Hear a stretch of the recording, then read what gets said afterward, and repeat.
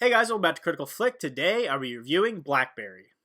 So BlackBerry is a film that tells the early days of the BlackBerry phone and the parent company involved in its development.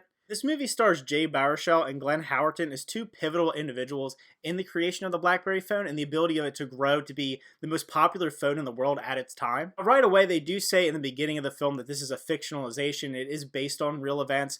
I don't know the real true story of what happened with everything involving the BlackBerry. I remember when I was a kid, I remember when my friend having a BlackBerry Storm and how much of a terrible phone that was. And they go into that in this film. The movie does really chronicle the early humble beginnings of this story to how it had its meteoric fall because of the iPhone. And I think the movie does a really good job of capturing that time period of like the late 90s to the early 2000s. They even have some of that kind of bluish, grainy filter going on in the film, so you feel like you're back in the 90s.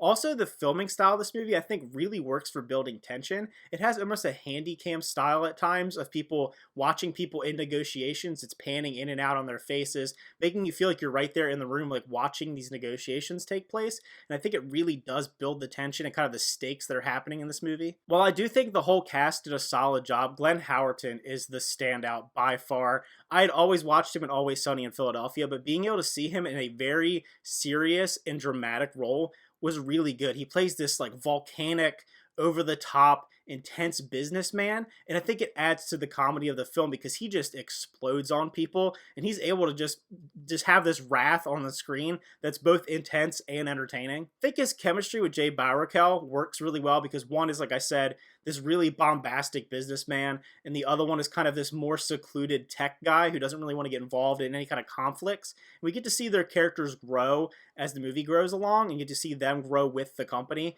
And I think it makes it really interesting having that dynamic between these two individuals. It also integrates the music of that time as you would expect from a film taking place in the 90s and early 2000s. Like I said, it takes me back to kind of my childhood and experiencing this growth of the smartphone and the experience that goes along with that. I also think they paced out the film really well. It's about a 2-hour movie and it never felt slow.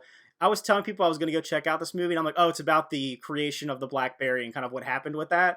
No one thought that would be an interesting story, but when you're thrown into it, you get this almost social network style film that goes into just how incredible of a story it was. And everybody loves watching the story of an underdog. This is really one of those tales and kind of people that don't learn from their mistakes and kind of try to continue to push and push and push when they kind of just begin to fail by the end. And I think that is a story that resonates throughout all time. Even though it is based on a real story, that is something that just keeps coming up and up again over and over. And I think this movie really drives those points home. Quite a bit of hair and makeup going on in this film, particularly with our main characters, and I never thought it looked cheesy. Seeing Glenn Howerton as a bald person, I didn't know how I'd feel having watched him for years on Always Sunny, and even Jay Baruchel being kind of a white-haired man, an older man. It never felt cheesy. It always felt authentic, and you felt really lived in with these characters. And the comedy, when it does come up, works really well. I never felt like it took me out of the story of this being kind of a serious kind of business espionage movie, a rise of business tycoons.